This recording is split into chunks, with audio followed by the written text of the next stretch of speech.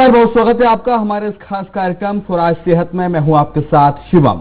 स्वराज सेहत में आज हम बात करेंगे तंबाकू को लेकर।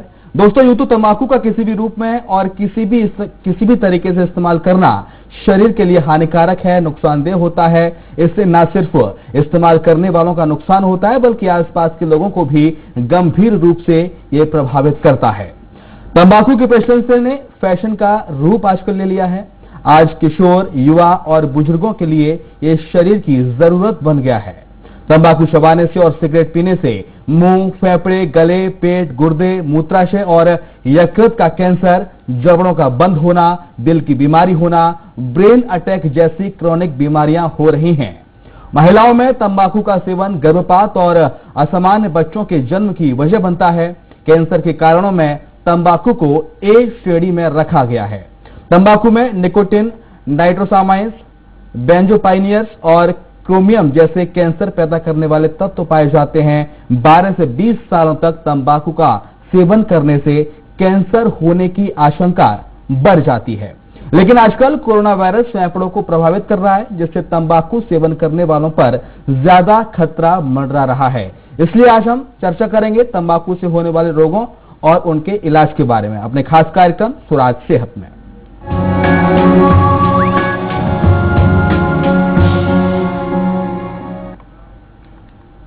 और इस खास मुद्दे पर चर्चा के लिए हमारे साथ स्टूडियो में मौजूद हैं Bhabha college of dental sciences Bhopal में ओरल मेडिसिन एंड रेडियोलॉजी के प्रोफेसर डॉक्टर सिद्धार्थ सोहरा।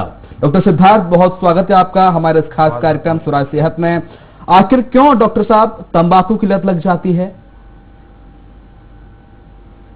तंबाकू को अगर हम देखें, अगर साइंटिफिकली देखें, वैज्ञानिक रूप से अगर हम इसके विषय पे चर्चा करें तो जब भी कोई सामान्य व्यक्ति या भी कोई व्यक्ति जिसे तंबाकू के सेवन की आदत है, वो जब तंबाकू का उपयोग करता है, किसी भी प्रकार के तंबाकू का, बहुत सारे तंबाकू होते हैं, सिगरेट है या फिर गुटखा है या बीड़ी, खैनी, जो भी तंबाकू के अन्य विभिन्न प्रकार है, उन किसी का भी सेवन करता है तो सामान्य रूप से ब्लड में जो तंबाकू के अंदर का हानिकारक पदार्थ होता है, प्रचुर मात्रा में निकोटीन पाया जाता है। निकोटीन आपके खून में, अगर मैं सामान्य भाषा में कहूं तो खून के अंदर वो निकोटीन चला जाता है। निकोटीन जब चला जाता है तो बहुत सारे हार्मोन्स होते हैं शरीर के अंदर, एड्रेनलिन जो हार्मोन होता है वो उसको सामान्य रूप से एब्जॉर्ब करके और उसके सिग्नल्स जो है आपके मस्तिष्क में भेजता है। मस्तिष्क में एक हार्मोन होता है रिसेप्टर्स के थ्रू जो पहुंचता है, उसे डोपामाइन बोलते हैं। डोपामाइन एक ऐसा हार्मोन है जो आपके अंदर शरीर को ये एहसास कराता है कि आप बहुत ज्यादा खुश हैं। तो ये डोपामाइन जो है वो एक फील गुड टाइप का हार्मोन है, उसका सिक्रेशन शरीर में बढ़ने लगता है और इंसान को ये लगता है कि उससे ज्यादा खुश इस संसार में, इस प्रकृति में कोई है ही नहीं। शुरू में तो ये शौकिया तौर पे लोग इस्तेमाल करते हैं कि इनको लगता है कि नहीं, बिल्कुल मैं बहुत प्रसन्न हूं, मेरे अंदर के जितनी भी तमाम कुरीतियां थी वो दूर हो गई है और मैं बिल्कुल सक्षम रूप से हूं, हर प्रकार की चुनौतियों का मैं सामना कर सकता हूं। तो ऐसी भावनाओं के साथ तंबाकू आपके शरीर में आसानी से प्रवेश कर जाता है।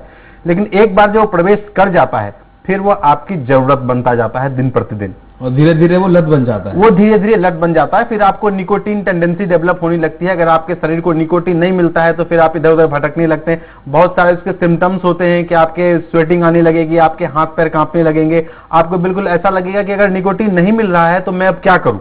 तो ये एक लत का प्रमुख कारण है जो डोपामाइन पे उसका असर होता है, और डोपामाइन जो शरीर को एक तरह से इसकी आदत डाल देता है और फिर आदत के फलस्वरूप लोग फिर भटकने लगते हैं तंबाकू की तलाश में। और फिर वो तंबाकू, एक तो तंबाकू के साथ सबसे बड़ा ड्रॉबैक क्या है कि इजीली अवेलेबल है। बाकी जितने भी नार्कोटिक्स हैं उसको आपको खोजने के लिए, कोकीन हो गया, हेरोइन हो गया, तो आपको मेहनत लगती है। लेकिन तंबाकू के साथ ऐसा कुछ नहीं। तंबाकू आपको सामान्य रूप से किसी भी क्षेत्र में कहीं पे भी बिल्कुल आसानी से उपलब्ध हो जाएगा। तो तंबाकू के जो ऐसे लोग होते हैं जिनको तंबाकू की लत लग गई है, तो एक भी उसका बहुत वाजिब कारण यह है कि वो बहुत आसानी से इजीली अवेलेबल है। तो आपको कहीं भी मिल जाता है, जब भी आपको आवश्यकता महसूस होती है आप उसी समय निकले और आपको उसी समय तंबाकू मिल जाएगा। तो ये धीरे धीरे आपके शरीर का एक हिस्सा बनता चला जाता है तंबाकू। और कुछ लोग तो कहते हैं कि उनका दिमाग काम नहीं कर रहा तो उन्हें स्मोक करना है, जिसमें लत लगी होती है, उन्हें तंबाकू खानी होती है, बीड़ी पीनी होती है, तो इससे दिमाग भी काम करने लग जाता है कुछ देर बाद। जी बिल्कुल, डिपेंडेंसी डेवलप हो जाती है। फिर मस्तिष्क खोजने लगता है ना कि तंबाकू, निकोटीन जो है, वो जो डोपामाइन होता है, वो जो ब्रेन के रिसेप्टर्स है वो तो ब्रेन में ही रहते हैं। तो फिर मस्तिष्क उसको खोजने लगता है कि नहीं भाई निकोटीन हमें चाहिए, अब हमें निकोटीन दे दो। तो ये तो फिर यही इसके मेन, अगर देखा जाए साइंटिफिकली, तो ये डोपामाइन और निकोटीन इन दोनों का जो है केमिकल कॉम्बिनेशन जो आपको आगे फर्दर बहुत बड़ा ड्रॉबैक है डॉक्टर साहब, इससे एनर्जी भी लोग महसूस करते हैं ऐसे पीने या खाने के बाद। एक दर्शक जुड़ गए हैं सतना से, शक्ति सिंह। शक्ति, बहुत स्वागत है, सवाल कीजिए डॉक्टर साहब से। पूछना चाह रहा था कि मैं पिछले 15 साल से तंबाकू ये सब खाता हूँ, तो सर अभी तक ठीक था, बट शादी के बाद क्या हुआ, बच्ची मेरी बड़ी हो गई, अब बड़ा गिल्टी फील होता है सर। मैं इतना एडिक्ट हूँ तंबाकू का कि कई बार रात को खाते ही सो जाता हूँ। अब जैसे कई बच्चों के साथ पेरेंट्स मीटिंग में जाते हैं या वाइफ के साथ जाते हैं, तो सर बहुत गिल्ट फील होने लगता है कहीं पे अगर मान लो तंबाकू थूकना पड़े। सर बहुत कोशिश की लेकिन वो छूट ही नहीं पा रहा है, और धीरे धीरे बच्ची ने भी टोकना चालू कर दिया, पापा ये आप मुंह में क्या रखे रहते हैं, क्या है आपके मुंह में। शक्ति जी, आपके नाम में ही शक्ति है, तो आपको तो अपनी शक्ति का उपयोग करना चाहिए। सब कुछ तो आपके विवेक पे निर्भर करता है। आप जो खुद इतना जानते हैं कि आप बच्चों के साथ आपको गिल्ट महसूस होता है, आप अगर सामाजिक रूप से जाते हैं तो आप चाहते हैं कि इसका इस्तेमाल न करें, तो ये तो आपके विवेक पे निर्भर करता है। बाकी जितने भी मेडिसिन हैं तंबाकू को छोड़ने के लिए, वो आपको एक तरह से सप्लीमेंट्री काम करेंगे। आपके अंदर की दृढ़ इच्छा शक्ति, आपका आत्मविश्वास, आपका आत्मबल, यही सबसे प्रमुख कारण होता है किसी भी कुरीति को अपने जीवन से हटाने का। तो शक्ति जी, बिल्कुल ये देखिए कि अगर आपके जो बच्चे हैं वो आपके ही पद चिन्हों पे चलेंगे, तो क्यों ना आप उनके लिए एक अनुकरणीय बने। तो अगर आपको उनके लिए अनुकरणीय बनना है तो कुछ नहीं करना, अपनी इच्छा शक्ति को जागृत करना है। अपने मन में अगर ये आप ठान ले कि नहीं, आज से, ऐसा नहीं कि कल से नहीं, आज से, अभी से आपने मुझसे बात करी और अभी निर्णय लें कि नहीं, आज से मैं तंबाकू या तंबाकू के किसी भी प्रकार का प्रयोग अपने जीवन में बिल्कुल नहीं करूंगा। क्या है, बस छोटी सी एक मन की बात है और फिर सब कुछ एक और डॉक्टर साहब दादा वाले अहमद नगर से हैं, महाराष्ट्र से। दादा वाले साहब, बहुत स्वागत है, सवाल कीजिए। नमस्ते सर। नमस्कार। महाराष्ट्र के अहमदनगर जिले से मैं दादा वाले बात कर रहा हूँ। सर जी, मेरा सवाल ऐसा है कि जो लोग तंबाकू का सेवन करते हैं, उन लोगों को तंबाकू खाने के कौन कौन से दुष्परिणाम नजर आते हैं, इसके बारे में बताइए सर। तंबाकू के तो बहुत सारे दुष्परिणाम हैं। इसके अंदर से जो धुआं निकलता है वो बहुत सारे हानिकारक केमिकल्स उसमें होते हैं। तो धुआं आपके शरीर में जहां जहां जाता है वहां वहां वो हानि ही करता है। आप शुरुआत से लें कि अगर सिगरेट है वो मुंह से चालू होता है तो मुंह का कैंसर है। उससे थोड़ा अगर आप नीचे जाए तो उस एरिया को ओरोफेरिंग्स बोलते हैं, ओरोफेरिंग्स का कैंसर है। उससे आप और थोड़ा नीचे आए तो आपके लंग आ जाते हैं, लंग्स का कैंसर है। उससे नीचे आए तो स्टोमक का कैंसर है। मतलब जहां जहां उसका धुआं आपका खून उसको आकर्षित करता है या उसको एब्जॉर्ब करता है, वहां वहां के कैंसर वो करते जाता है। और सिर्फ कैंसर ही नहीं, कैंसर के अलावा भी बहुत सारी बीमारियों का जनक होता है तंबाकू। जब वो आपके मुंह के अंदर जाता है तो कैंसर होने से पहले के स्टेजेस भी हैं, जैसे प्री मैलिग्नेंट लीजन और कंडीशन कहते हैं, जैसे ल्यूकोप्लेकिया है जिसमें आपके मुंह में सफेद दाग हो जाते हैं। ओरल लाइकल प्लानिस है, उसमें आपके जो मुंह के अंदर के इपिथेलियम है, जो सेल्स की लेयर्स होती हैं, वो समाप्त हो जाती हैं। और जब आप कोई भी मिर्च या फिर कोई मसाला या फिर कोई गर्म पदार्थ लेते हैं तो उससे आपको जलन महसूस होती है, उसे हम ओरल लाइकन प्लानिस बोलते हैं। बहुत सारे लोगों में आप देखेंगे जो तंबाकू का सेवन करते हैं उनका मुंह खुलना बंद हो जाता है, जिसे हम साइंटिफिकली या मेडिकल भाषा में ओरल सबम्यूकस फाइब्रोसिस करते हैं। तो ऐसे बहुत सारे pre malignant lesion and conditions हैं जो ओरल कैंसर से पहले की स्टेज हैं। ये सब भी तंबाकू के चलते होते हैं। तंबाकू से कैंसर नहीं, कैंसर के अलावा और भी बीमारियां हो सकती हैं। बहुत सारी लोग खाते हैं, वो ध्यान रखें, जी, चेतावनी है उनके लिए। हाँ, तंबाकू से कैंसर के अलावा और भी बीमारियां हो सकती है। एक और दर्शक उत्तर प्रदेश की राजधानी लखनऊ से प्रतीक वाजपेयी फोन लाइन पर जुड़ गए हैं। प्रतीक जी, बहुत स्वागत है, सवाल कीजिए। नमस्कार सर। नमस्कार प्रतीक जी। सर मेरा सवाल ये था कि जो लोग लंबे अरसे से तंबाकू का सेवन कर रहे हैं जी, तो सर वो कौन सा ऐसा प्रोसेस अपनाएं या जिससे सर उनकी जो लत है धीरे धीरे छूट सके, या मनोचिकित्सा रूप पे क्या है, मनोवैज्ञानिक क्या है, मनोविज्ञान क्या है इसके पीछे, सर ये जाननी चाहिए थी सर। प्रतीक का बहुत अच्छा सवाल है डॉक्टर साहब। लोग छोड़ना चाहते हैं स्मोकिंग, तंबाकू, लेकिन बावजूद उसके छोड़ नहीं पाते। कई बार तो ऐसे लोग भी सामने आते हैं, वो कहते हैं कि हम नई साल से तंबाकू नहीं खा रहे हैं, फलाना एक तारीख से हम तंबाकू नहीं खा रहे हैं, हम तंबाकू छोड़ देंगे, लेकिन बावजूद उसके 4-5 दिन बाद वो फिर उसका शिकार हो जाते हैं। जी जी, ये मैंने पहले भी बताया था। मैं आपको एक ऐसी भी जानकारी देता हूं ताकि अगर संपूर्ण विश्व को आप देखें तो तकरीबन 60 लाख लोग प्रतिवर्ष तंबाकू से मृत्यु को प्राप्त होते हैं, संपूर्ण विश्व की अगर हम बात करें तो। और ये एक ऐसी मौत है जिसे हम रोक सकते हैं। ये 60 लाख लोग जो हैं ये खुद की अपनी गलत आदतों के शिकार होने के बाद धीरे धीरे मृत्यु को प्राप्त होते हैं। ये संख्या 60 लाख है। और किसी परिवार में अगर एक व्यक्ति मरता है तो वो व्यक्ति नहीं मरता, उसके साथ उससे जुड़े हुए सभी लोगों की एक तरह से मान लीजिए मृत्यु हो जाती है। तो ये कितनी बड़ी जनसंख्या है। और अगर CDC जिसे हम बोलते हैं, सेंटर ऑफ डिजीज कंट्रोल, उसकी अगर रिसेंट रिपोर्ट देखें तो ये जो तंबाकू या तंबाकू के प्रकारों के सेवन करने वाले लोग हैं, इसमें करीबन 70% किसी न किसी समय ये चाहते हैं कि उनकी ये लत छूट जाए। ये आबादी 70% है। क्योंकि अगर आप तंबाकू देखें, किसी भी स्तर पे आप देखें, आप सामाजिक रूप से अगर देखें तब भी आपको इसमें बुराइयां नजर आएंगी, आप स्वतः में लेके देखें तो आपको स्वयं में भी बुराई नजर आएगी, बहुत सारी बीमारियों का ये जनक होता है। तो ये तो आपको किसी न किसी स्तर पे आके इसे निकालना ही पड़ेगा अपने जीवन से। और ये मैं फिर से उनसे पहले ही बताया था कि ये सब कुछ आपके दृढ़ इच्छा शक्ति पर निर्भर करता है। और इसके अलावा भी बहुत सारी चीजें, जैसे अगर मैं अपने विश्वविद्यालय की बात करूं, भाभा विश्वविद्यालय की, तो हमने वहां पे एक टोबैको सीसेशन सेंटर खोल रखा है, जो जिसे कहते हैं कि हम कैसे इस लत से छुटकारा पाएं, उसका एक सेंटर हमारे यहाँ भी चलता है। तो इसमें बहुत सारे इसके मेडिकल टर्म में कहें तो बहुत सारे इसके उपाय हैं। बहुत निकोटिन रिप्लेसमेंट थेरेपी बोलते हैं, NRT, छोटे छोटे पैचेज आते हैं जो हम शरीर पे या कहीं पे भी उसको लगा देते हैं, सामान्य रूप से हाथ पे लगा देते हैं। तो ये जो पैचेज होते हैं वो थोड़ी थोड़ी मात्रा में निकोटीन आपके ब्लड में उनसे सप्लाई होता जाता है। तो एक बार धीरे धीरे हम निकोटीन देने लगते हैं, और जब ऐसा लगता है कि नहीं, धीरे धीरे फिर हम उसकी मात्रा घटाते रहते हैं, और फिर ये पैचेस हटा लेते हैं। पैचेस के अलावा इनहेलर्स हैं, काफी मेडिसिन भी आती हैं निकोटेक्स वगैरह के नाम से, जिनका उपयोग करते हैं। च्युइंगम्स आती हैं जिनमें ये निकोटीन रिप्लेसमेंट सब्सटेंस होते हैं, जिनका भी यूज करने के लिए हम बोलते हैं। तो बहुत सारे में असरकारक हैं जो आप बता रहे हैं। जी बिल्कुल बिल्कुल असरकारक है। देखिए, मैं पहले भी बोला और फिर ये बोल रहा हूं कि ये तमाम चीजें जिनका आप उपयोग करते हैं मेडिकली, ये सिर्फ सप्लीमेंट थेरेपी है। बाकी सब कुछ पूर्ण रूप से सर्वदा आपके विवेक पर, आपकी बुद्धि पे, आपकी दृढ़ इच्छा शक्ति पे, आपके आत्मबल पे निर्भर करता है। अगर आपने ठान लिया तो मैं आपको साहित्यिक रूप से अगर कहूं तो मैं ये बताना चाहूंगा कि ठमठोक ठेलता है जब नर, पर्वत के जाते पांव उखड़, मानव जब जोर लगाता है पत्थर पानी बन जाता है। तो आप तो पत्थर को पानी बना सकते हैं, तो तंबाकू को छोड़ना है, ये तो सिर्फ इच्छा शक्ति की बात है शिवम जी। एक WHO का एक डेटा में पढ़ रहा था डॉक्टर साहब, उसमें 8 मिलियन लोग हर साल संपूर्ण विश्व में तंबाकू के चलते जान गंवाते हैं। तंबाकू से मैंने बताया उनसे होने वाली बीमारियों से। और जिस धरा पे अभी हम आज और आप और हम बैठे हैं मध्य प्रदेश में 90,000 लोग ऐसे हैं जो तंबाकू के चलते हर साल अपनी जान गंवा रहे हैं। इसमें पुरुष भी हैं और महिलाएं भी हैं। और मैंने आपको पहले, ये वो लोग हैं जो खुद मर रहे हैं, ये अगर चाहें तो अपनी मृत्यु को रोक सकते हैं। क्योंकि ऐसा नहीं कि कोई इनको बीमारी हो गई, ये खुद और बिल्कुल पढ़ रहे हैं, शुरू से पढ़ रहे हैं कि तंबाकू का सेवन नहीं करना चाहिए। कोई भी आप तंबाकू या तंबाकू जनित पदार्थ अगर लेंगे तो उस पर स्पष्ट रूप से वैधानिक चेतावनी लिखी रहती है कि तंबाकू खाने से कैंसर होता है। यह नहीं है कि हम चेतावनी को लोग देखते हैं, नहीं, बिल्कुल नजरअंदाज करते हैं। ये तो उस पर लिखा हुआ है, साइंटिफिकली प्रूव है कि आप अगर इसको खाएंगे तो ये कुछ अच्छा ही तो आपके शरीर में होगा नहीं, ये तो बुरी आदत है, आपको इससे जूझना ही पड़ेगा। तो आप खुद आपके विवेक पर निर्भर करता है कि आपके सामने लिखा हुआ है कि इसको आप खाएंगे तो आप लोग कैंसर होगा। तो बस प्रोबेबिलिटी का खेल है कि कितना खाएं तो कैंसर हो। मेंटल हेल्थ पर कैसे इफेक्ट करता है तंबाकू?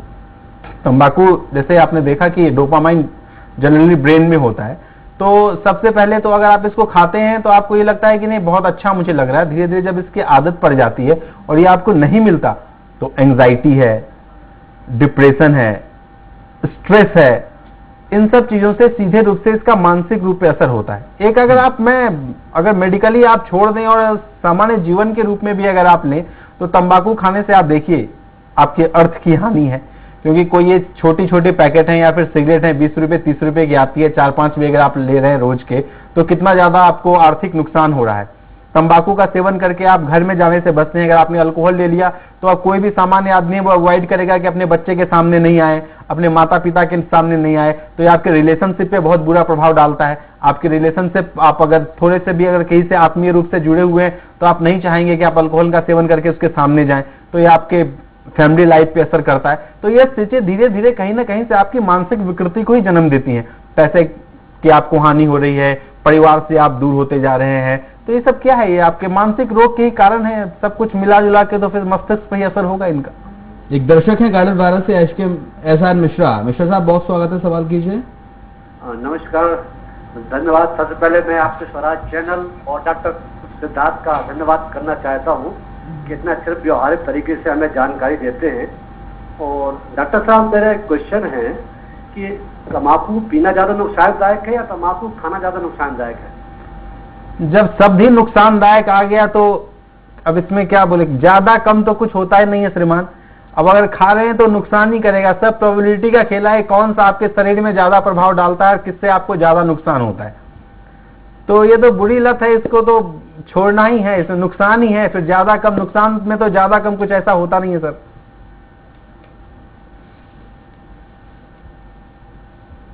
बहुत शुक्रिया मिश्रा साहब आपका। मैं आपसे ये जानना चाहता हूँ जी, तंबाकू खाने से या स्मोक करने से क्या मनुष्य की प्रजनन क्षमता पर भी असर पड़ता है? क्योंकि कई रिपोर्ट्स में इस तरह की बातें सामने आई हैं।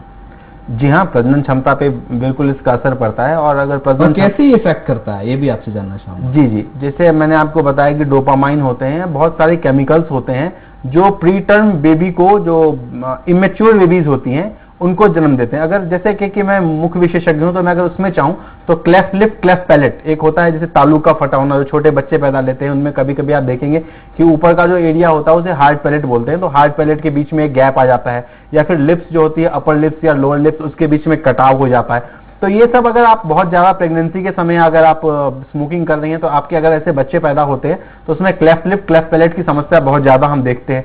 अगर आप प्रेग्नेंट वुमेन्स में देखें तो प्री मैच्योर बेबीज जो होते हैं, जनरली 9 महीने के बाद अगर किसी का बेबी होने वाला तो 7वें 8वें महीने में उसे डिलीवरी हो जाती है। तो ऐसे जो बेबी होते हैं वो बहुत सारी समस्याओं से ग्रसित होते हैं, फिर उनके NICU में रखना पड़ता है या फिर उसके रिकवर करने में टाइम लग जाता है। और ये बिल्कुल आपके शरीर के अंदर ब्लड स्ट्रीम में ये सामान्य रूप से क्या करते हैं निकोटीन, कि आपके ब्लड को पतला कर देते हैं। ब्लड को अगर आप पतला कर देते हैं तो आपकी जो धमनियां होती हैं उनमें बहुत ज्यादा अवरोध उत्पन्न होने लगता है। तो ये तो बहुत ज्यादा एक्ट करता है आपके प्रेगनेंसी के ऊपर। तो इस प्रेगनेंसी के दौरान तो बिल्कुल भी धूम्रपान का सेवन न करना चाहिए। और आम लोगों को भी, आपको पता है कि अगर घर में कोई प्रेग्नेंट लेडी है तो आपको घर में भी उसका सेवन नहीं करना है, क्योंकि इसका एडवर्स इफेक्ट उस टाइप से ही पड़ता है कि एक एक्टिव स्मोकिंग होती है, एक पैसिव स्मोकिंग होती है। पैसिव स्मोकिंग भी है उतनी हार्मफुल होती है जितनी एक्टिव स्मोकिंग है। तो ऐसा नहीं कि अगर आप धूम्रपान का सेवन कर रहे हैं तभी आपको हानि होगी, आपके आसपास के माहौल पे भी निर्भर करता है कि अगर आपके आसपास के माहौल में भी अगर ऐसा धुआं निकल रहा है और आप उसको इनहेल कर रहे हैं तो आपके रूप में उसी प्रकार की परेशानी उत्पन्न होगी। शिवम जी, अक्सर ये कहा जा रहा है कि 12 से 20 साल से 12 से लेकर 20 साल तक, यानी कि 12 साल से ज्यादा अगर आप तंबाकू का सेवन करते आए हैं या कर रहे हैं, 12 साल आपको हो गई हैं, तंबाकू खा रहे हैं, गुटखा खा रहे हैं, स्मोक कर रहे हैं, तो इससे कैंसर के चांसेस ज्यादा बढ़ जाते हैं। यानी कि जो लोग 4 साल से कर रहे हैं, 5 साल से कर रहे हैं, क्या उनमें कैंसर पैदा होने की क्षमता नहीं रहती? ये सब नहीं हो सकता? जो 12 साल से कर रहे हैं उन्हीं को कैंसर हो सकता है? ये सब संभावनाओं का खेल है। ऐसा नहीं है कि सिर्फ आप गुटखा खा रहे हैं, अल्कोहल पी रहे हैं या फिर आप खैनी तंबाकू खा रहे हैं तभी आपके शरीर में कैंसर होंगे, ऐसा कुछ नहीं। बहुत सारे वायरस हैं, बहुत सारे फैक्टर्स हैं, एनवायरमेंटल फैक्टर है, आपके आसपास आप कहाँ रह रहे हैं, आपके वातावरण का भी इस पर असर होता है। और इनके अलावा अगर आप गुटखा और सिगरेट का सेवन कर रहे हैं तो उसकी प्रोबेबिलिटी जो है, संभावना जो है वो ज्यादा बढ़ जाती है। तो ऐसा नहीं कि आप 12 साल तक अगर तुम गुटखा का सेवन करेंगे या तंबाकू का सेवन करेंगे तभी कैंसर होगा। बहुत आप देखेंगे 6 महीने से तंबाकू का सेवन कर रहे हैं, उनमें भी कैंसर हो गया, और देखेंगे कि वो 50 साल 60 साल से लगातार करते आ रहे हैं, 70-80 वर्ष उनकी उम्र हो गई है, तब भी उनको कैंसर नहीं डेवलप हो रहा। तो ऐसा नहीं कि 12 वर्ष आप लगातार कर रहे हैं तो आपके शरीर में कैंसर हो ही जाएगा, ऐसा कोई वैज्ञानिक रूप से इसका कोई वैज्ञानिक आधार नहीं है। लेकिन हाँ, इसकी संभावना निसंदेह रूप से आपके शरीर में बहुत ज्यादा हो जाती है अगर आप बहुत ज्यादा मात्रा में लगातार तंबाकू का सेवन कर रहे हैं। तो कैंसर या कैंसर से होने वाली बीमारियां या अन्य जो भी बीमारियां होती हैं, आप मोटा मोटा आंकड़ा क्या मान के चलें कि कितने साल बाद संभावना ज्यादा बढ़ जाती है? नहीं, ऐसा कोई आंकड़ा नहीं है। ये बस आपके शरीर की सेल्स होती है, वो उस स्मोक के हिसाब से कैसे रिएक्ट करती है इस पर निर्भर करता है। एक दर्शक जुड़ गए हैं रीवा से, रोहित। स्वागत है, सवाल कीजिए। आपने जैसा अभी बताया कि एक्टिव स्मोकिंग और पैसिव स्मोकिंग, तो सर अगर हम वैसे माहौल में हैं जहाँ पर स्मोकिंग हो रही है तो सर जो एक्टिव स्मोकर है उस पर ज्यादा प्रभाव पड़ेगा और जो आसपास है उस पर थोड़ा कम प्रभाव पड़ सकता है? मतलब अगर मजबूरी ही है रहना नहीं तो आप क्या किया जाए? आप मना कीजिए ना, कोई ऐसी तो बात है नहीं कि आप अगर उसके साथ रह रहे हैं तो आप उसको मना नहीं कर सकते। जो आदमी पी रहा है उसे भी पता है कि ये गलत है, तो आपको तो अपने अंदर क्षमता होनी चाहिए कि आप मना करें। एक्टिव स्मोकिंग, पैसिव स्मोकिंग, नुकसान वो धुआं कर रही है, धुआं वो डायरेक्ट ले या फिर आपको दे, निकोटीन तो आपके अंदर भी उतना ही जाएगा ना। तो ये तो आपको उनसे मना करना है कि नहीं श्रीमान, ये गलत आदत है। और ऐसे भी कहा गया है कि सार्वजनिक स्थानों पे धूम्रपान नहीं करना है। तो आपको अगर करना है तो आप एकांत में जाके करें। आप खुद को नुकसान पहुंचा रहे हैं, सामाजिक स्तर पे सबको नुकसान पहुंचा रहे हैं, तो ये तो आपको मना करना है। जब आपके अंदर ये सोच जन्मेगी और आप सामाजिक रूप से इसका बहिष्कार करेंगे, तभी तो इसके एक विराट आंदोलन का रूप लेगा और फिर हम तंबाकू का उपयोग उतना कम कर पाएंगे। रोहित जी, यानी कि जो लोग आपके आसपास तंबाकू का सेवन कर रहे हैं, स्मोक कर रहे हैं, चाहे बेशक आपकी रूम पार्टनर ही क्यों ना हो, आप उनसे कहिए कि आप भाई साहब यहाँ तंबाकू का सेवन नहीं कीजिए, बाहर जाके कीजिए। एक और मेरा सवाल, कोरोना काल से पूरा दुनिया इस वक्त संकट से जूझ रही है, कोरोना के संकट से, और ऐसे दौर में तंबाकू किस तरह से अफेक्ट कर सकते हैं और आगे इसके आने वाले नुकसान क्या क्या हो सकते हैं? क्योंकि ये ज्यादातर पाया जा रहा है कि जो लोग तंबाकू खा रहे हैं उनका इम्यूनिटी सिस्टम वीक होता है। क्या वाकई में वीक होता है और कैसे वो बचें? जैसा आप कोविड-19 के विषय में आप देखें तो बहुत सारी चर्चाएं हो चुकी हैं और अब तो सब सामान्य लोग भी जानते हैं कि ये रेस्पिरेटरी ट्रैक का इन्फेक्शन है, जो है आपकी श्वास नली पे जो कोविड-19 वायरस है वो डायरेक्ट रूप से आपके श्वास नली पे इसका असर होता है। जब आप ये स्मोक लेते हैं या सिगरेट का धुआं लेते हैं तो ये सीधे रूप से जाके आपकी जो श्वास नली की कोशिकाएं हैं उनको मार देता है और आपका जो इम्यून सिस्टम जो होता है, जिसे हम शरीर की रोग प्रतिरोधक क्षमता कहते हैं, रोग प्रतिरोधक क्षमता के जो सेल्स होते हैं वो बहुत ज्यादा रूप में आपके ओरोफेरिंग्स और लंग के अंदर ही रहते हैं कि जब भी कोई वायरल अटैक हो रहा है या बैक्टीरियल अटैक हो रहा है तो ये first line of defence system है आपके शरीर का। आपकी जो कोशिकाएं हैं ये आपके रोग प्रतिरोधक क्षमता को बहुत ज्यादा बढ़ाती हैं और वो जो स्मोक है तंबाकू का या फिर धुआं जो निकलता है वो इसको मार देता है। तो जो वायरस है इनको एक रास्ता मिल जाता है आसानी से आपके शरीर में प्रवेश करने का। तो कोरोना काल में तो ये तो बिल्कुल से अलग ही चीज है कि आप तंबाकू का उपयोग कर रहे हैं, ये तो आपकी रोग प्रतिरोधक क्षमता को इतना घटा देगा और ये रेस्पिरेटरी सिस्टम की डिजीज है तो आपके लंग को तो ऐसे ज्यादा इफेक्ट करेंगे कि आगे जाके अगर डेथ होती भी है कोरोना से तो निमोनिया हो जाता है, आपके लंग्स कोलैप्स कर जाते हैं। और सिगरेट पीने वालों में आप ऐसे भी देखेंगे कि थोड़ा दूर अगर वो चल रहे हैं 200-300 मीटर तो फिर वो हांफने लगते हैं, इसीलिए क्योंकि उनकी लंग्स की कैपेसिटी उतनी नहीं है।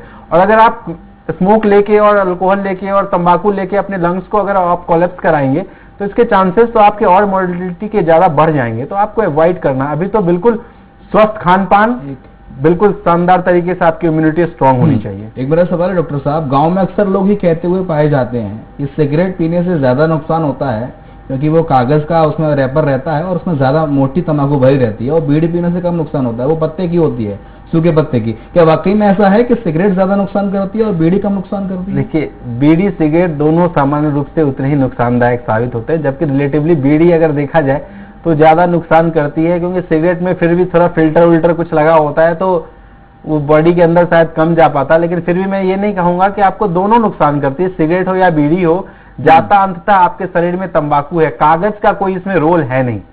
रोल अगर आपके शरीर में कुछ नुकसान दे रहा है तो वो निकोटीन कर रहा है, निकोटीन और जो ज्यादा करीबन 100-200 उसके केमिकल्स हैं जो कार्बन मोनोऑक्साइड जो उनके धुएं से निकलते हैं वो आपके शरीर में जाते हैं। तो बीड़ी हो या सिगरेट हो दोनों उतना ही नुकसान करती है। फिर मैं यही कहूंगा कि सब संभावनाओं का खेल है कि आप तंबाकू जो लोग चबाते हैं, जो गुटखा खाते हैं, उनमें दांतों के रोग भी अक्सर देखे जाते हैं। क्या पायरिया वगैरह होने की संभावना भी इससे रहती है? जी हाँ, पायरिया होने की संभावना इसमें रहती है। जो गुटखा है, खैनी है, वो अगर आप देखें तो सामान्य भाषा में अगर हम बात करें तो उसे हम बकल म्यूकोसा कहते हैं। बकल म्यूकोसा में तंबाकू या खैनी लोग रख देते हैं तो जो जिंजाइवा जो होती है उसमें धीरे धीरे सड़न गलन होने लगती है, तो धीरे धीरे वहां से जो ऊपर की पिथिलियम है वो पिल ऑफ हो जाती है, तो दांत जो है वो बाहर आ जाते हैं। और ऐसे भी ये जो तंबाकू गुटखा है वो आप जहां रखेंगे तो वहां फाइब्रोसिस डेवलप हो जाता है। मैंने पहले भी बोला था, अभी फिर बोल रहा हूँ कि जो तंबाकू या गुटखा मुंह के अंदर रखते हैं उससे मुंह खुलने की क्षमता आदमी की धीरे धीरे कम होती रहती है कालांतर में। अगर आप देखें, जिसे हम अभी आपको बताया भी था, ओरल सबम्यूकस फाइब्रोसिस बोलते हैं, ये कैंसर से होने से पहले का एक लक्षण है। तो धीरे धीरे आपका मुंह खुलना बंद हो जाएगा। मुंह खुलना अगर बंद हो जाएगा तो आप जो खा रहे हैं वो भी आप अच्छे से नहीं खा पा जाएंगे, तो आपके पोषण पे इसका असर होगा। सामान्य आदमी अगर मुंह खुल रहा है और वो ज्यादा भोजन ले रहा है और किसी का मुंह नहीं खुल रहा है तो निसंदेह वो कम मात्रा में भोजन ग्रहण कर पाएगा, तो आपके संपूर्ण शरीर पे फिर धीरे धीरे इसका प्रभाव पड़ने लगेगा तंबाकू और गुटखा का, अगर आपका मुंह खुलना बंद हो गया है तो। ठीक है डॉक्टर साहब, जाते जाते जो दर्शक आपको देख रहे हैं उन्हें क्या संदेश देना चाहेंगे, कैसे वो तंबाकू से बचें तो और क्या करें? तंबाकू से बचने के लिए आप या तो एक प्रॉपर काउंसलिंग ले, एक आप रूटीन बना लें कि नहीं सुबह उठ के मुझे अपनी दैनिक गतिविधियों में इन सब चीजों को शामिल करना है। जब भी आपको ऐसा लगे कि नहीं मुझे तंबाकू की आवश्यकता है, अपने परिवार के साथ समय बिताएं। साहित्य, अच्छा साहित्य पढ़िए। मैं मेडिकल के प्रोफेशन से आता हूं, फिर भी मैं सलाह दूंगा आपको कि साहित्य से बढ़कर जीवन में उसका कोई विकल्प नहीं है। और हमारे पास तो साहित्य की इतने अपार खजाना भरा हुआ, अपार भंडार है। आप किसी को भी पढ़िए, किसी भी साहित्यिक गतिविधि में आप रुचि लीजिए, आपकी जिस दिशा में रुचि हो आप उसको अपनाने का प्रयास कीजिए। आपको जैसे ही लगे कि नहीं मुझे अब तंबाकू की अर्ज लग रही है, मुझे अब तंबाकू लेना, आप अपने परिवार की तरफ देखिए, आप अपने घर परिवार पे देखिए, आप ये देखिए कि आप कैसे खुशहाल जीवन जी सकते हैं। आप निश्चित रूप से आपकी दृढ़ इच्छा शक्ति, आपका आत्मबल आपके काम आएगा और ये छोटी सी कुरीति है इसको आप दूर कीजिए, निसंदेह सब कुछ शुभ और मंगल होगा। बहुत शुक्रिया डॉक्टर सिद्धार्थ, तमाम सारी जानकारी हमारे दर्शकों से साझा करने के लिए। और इसी के साथ आज के हमारे इस खास कार्यक्रम स्वराज सेहत में इतना ही। खबरें लगातार जारी हैं, आप देखते रहिए स्वराज एक्सप्रेस।